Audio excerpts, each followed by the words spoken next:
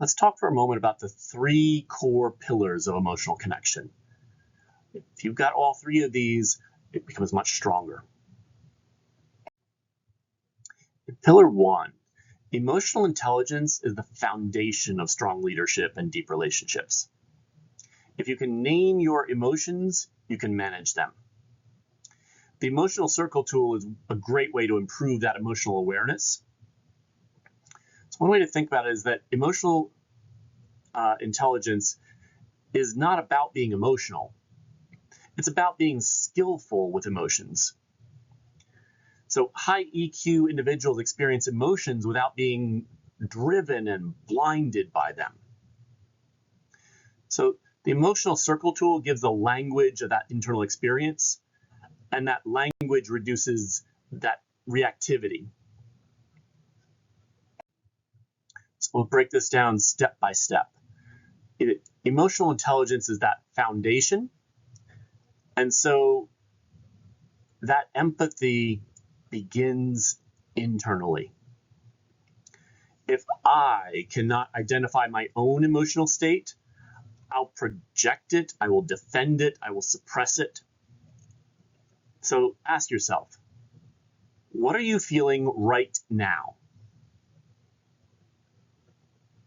Notice it may not be easy to identify. Most adults were never taught emotional literacy. Empathy does not begin with other people. It begins with self-awareness.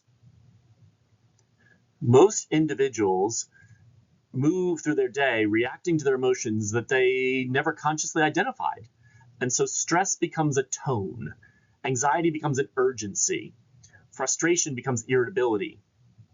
Fatigue becomes withdrawal. If I can't accurately recognize my own emotional state, I will misinterpret the world. So what are you feeling right now? For many adults, this is not an easy question because we were trained to report, not trained to report our thoughts. We start with things like, I think, I believe, I should. But emotions operate underneath cognition. These unlabeled emotions drive behaviors more powerfully than any labeled emotions. And when emotions become vague, they feel overwhelming. And once we name them, they become more manageable. Emotional literacy is emotional regulation.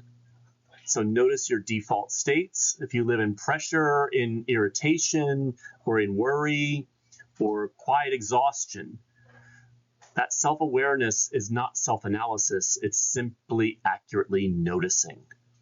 Sometimes it may start with a simple feeling word such as fear, anger, happy, worry, or sadness. Start here, begin from there. Once we know how we are feeling, become better at identifying it, we can better listen and identify it in others. This begins the empathy process here. Most listening is defensive listening. We reply, we listen to correct when we're trying to think what our next response is going to be to defend or fix it. Reflecting content signals a cognitive understanding. Some simple examples would be like, so what you're saying is ... This is simple and powerful, and it's rarely practiced consistently. You're shifting from that internal to an interpersonal skill. Most listening is not really listening. It's waiting, preparing rebuttals, planning advice, defending positions.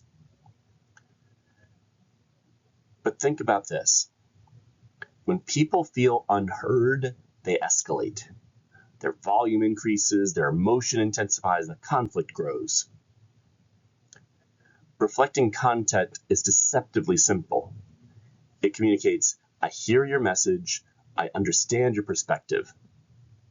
I'm not immediately resisting you. So some examples could be things like, so what you're saying is, it sounds like, if I'm hearing you correctly, etc. It's important to understand that this is not agreement. This is alignment. And that alignment lowers defensiveness. If you think about it this way, people relax when they feel cognitively understood because it shifts the brain from threat detection to engagement. Now, one mistake to watch out for here is that many people jump too quickly into fixing things, and we try to offer solutions before understanding, and this can create resistance. Giving advice without this validation feels like a dismissal. Just starting with this simple reflection creates a little bit of space, and that's where connection lives. Ask yourself, how often do I truly listen without planning my response? Start here.